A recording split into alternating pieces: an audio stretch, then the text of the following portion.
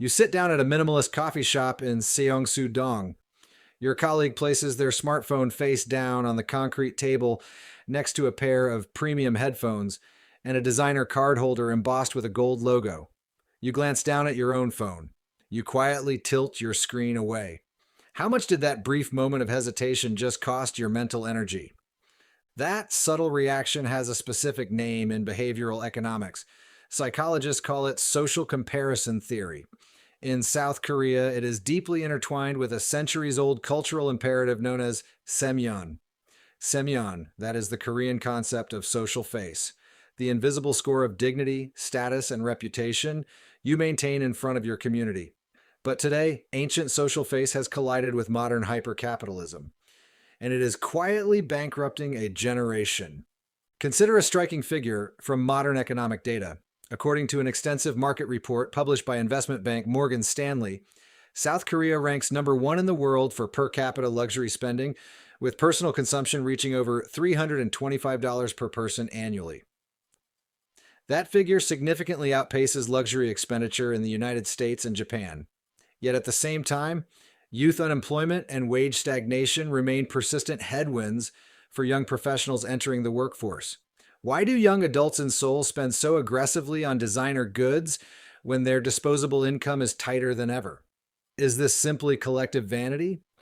Or is there a complex psychological survival mechanism operating beneath the surface? To understand the mechanics, you have to look closely at how financial signaling functions in high-density urban societies. 19th century economist Thorstein Veblen famously coined the phrase conspicuous consumption to describe the practice of purchasing expensive items to display economic power. Veblen observed that in rapidly expanding industrial cities, traditional social trust breaks down because people interact primarily with strangers. When you no longer know your neighbors personally, external symbols become the primary language of identity. In modern Seoul, one of the most densely populated metro areas on Earth, this dynamic reaches an extreme pitch. Every daily interaction takes place under intense visual scrutiny. You step onto the subway line. You enter an elevator in Uido. You attend a weekend wedding reception in Gangnam. In each of these physical spaces, your clothing, your accessories, and your technology communicate your position before you utter a single word. In Korea, luxury items are often categorized as Myeongpum. Myeongpum, the Korean term for high-end luxury goods, translating literally to masterpiece items. Owning a masterpiece item is not viewed merely as a personal luxury. It operates as a ticket of admission to basic respect. Let's walk through a typical month in the life of a 27-year-old office worker in Seoul. You earn a modest starting salary at a mid-sized corporation. Your monthly take-home pay covers rent on a small studio apartment, basic utilities, and expensive public transport. But your calendar is filled with mandatory social obligations. On Tuesday, a co-worker announces their marriage. Korean social etiquette requires you to provide kugyeogum. Kugyeogum, that is the customary cash gift given at weddings, where the exact amount is carefully calibrated based on how close you are to the host and where the venue is located. Giving too little is seen as a direct insult to your relationship. On Thursday evening, your department manager invites the team out for dinner. Even when meals are shared, there is pressure to participate in rounds of drinks and late-night snacks. By Friday, you receive a notification on Kakao Talk. A high school reunion is scheduled for next month. You open your wardrobe, you inspect your shoes. A sudden wave of micro-anxiety washes over you.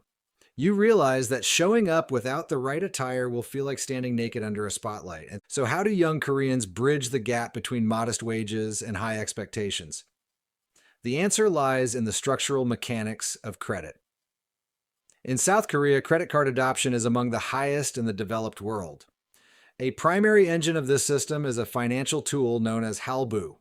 Halbu, that is the widespread Korean system of multi-month installment payments offered seamlessly by credit card companies at checkout. When you purchase a $2,000 designer handbag or a high-end coat using a 12-month interest-free installment plan, the psychological pain of paying is drastically reduced. Behavioral economist Dan Ariely has written extensively about the decoupling effect, how credit cards separate the immediate pleasure of consumption from the painful reality of payment. Installment spending allows you to purchase the illusion of high status today, while deferring the financial fallout into 12 bite-sized monthly chunks. You walk out of the boutique with the bag. You feel an immediate surge of relief. You feel equal to your peers. But your future earnings are now mortgaged to preserve your present image. This accumulation of micro-debts leads directly to a staggering macro reality. Data released by Statistics Korea, Tongyecheong, reveals that the average debt held by Korean householders in their 20s and 30s has expanded sharply over the past decade. For young adults under 30, the debt-to-income ratio has crossed 300%. That means the average young debtor owes more than 3 times their annual earnings. Much of this debt is not concentrated in traditional long-term investments like real estate. It is spread across credit card balances, small unsecured personal loans, and short-term credit. The Korea Credit Bureau, KCB, reports a dramatic rise in young consumers utilizing multiple credit lines simultaneously just to manage monthly installment obligation balances. You are not just borrowing money to buy things. You are borrowing money to buy immunity from social judgment. This creates a deeply counterintuitive reality in modern South Korea. Saving money can feel significantly more socially dangerous than going into debt. Think about why this is true. If you choose to save aggressively by wearing worn shoes, skipping group dinners, and declining wedding invitations, your financial discipline remains invisible to the world. What is visible is your apparent lack of success. In a hyper-competitive society, visible austerity is frequently misread as personal failure. Conversely, if you go into debt to maintain a polished appearance, your financial distress stays hidden behind closed doors, while your public image remains intact. Debt is silent. Shame is loud. Philosopher and sociologist Byung-Chul explored this psychological trap in his analysis of the modern performance society. Han argues that contemporary individuals no longer face oppression primarily from external authorities. Instead, we suffer from self-exploitation. You convince yourself that working longer hours, taking on additional debt, and constantly upgrading your external presentation are choices you are making freely. You believe you are simply taking care of yourself. But in reality, you have internalized the demands of an unforgiving social hierarchy. You become both the prisoner and the guard. This dynamic manifests in a phenomenon known in Korea as Yeongkkeul. Yeongkkeul, a modern Korean portmanteau that translates to pulling together every last drop of your soul to secure loans and capital. While the term originated during the real estate and crypto buying booms, it describes an underlying emotional state. It is the desperate sensation that if you do not mobilize every resource available to you right now, your savings, your credit limits, your future paychecks, you will be permanently left behind. What is the hidden mental cost of this continuous performance? It is chronic emotional fatigue. Psychologists studying youth mental health and soul note a direct correlation between financial comparison anxiety and rising rates of depressive symptoms among young professionals. When your self-worth is tethered to external indicators that require constant financial maintenance, peace of mind becomes mathematically impossible.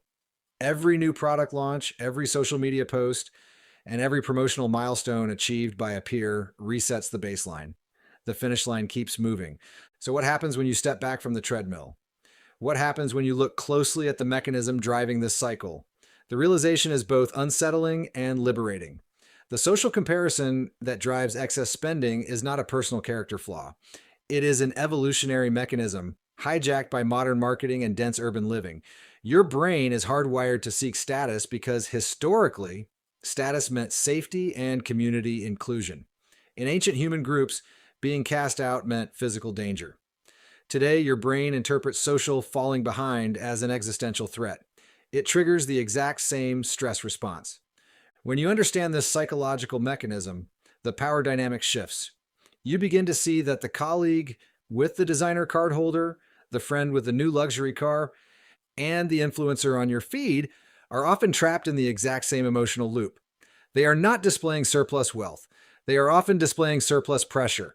They are paying a high monthly subscription fee just to manage their own anxiety. Managing your money in a status-conscious world is not merely a matter of creating a monthly spreadsheet. It is an act of psychological independence. It requires recognizing the distinction between what you genuinely value and what you are buying to avoid feeling small. It means accepting that true financial security is quiet, invisible, and deeply unflashy. while financial fragility is often loud, polished, and beautifully packaged. The next time you find yourself sitting in a minimalist cafe in Seongsu-dong, take a second look around the room. Look at the sleek phones, the designer bags, and the pristine outfits resting on the concrete tables. Recognize the hidden weight resting on those shoulders. Then glance down at your own phone. You don't need to tilt your screen away. How much financial freedom could you reclaim today simply by choosing not to play the game?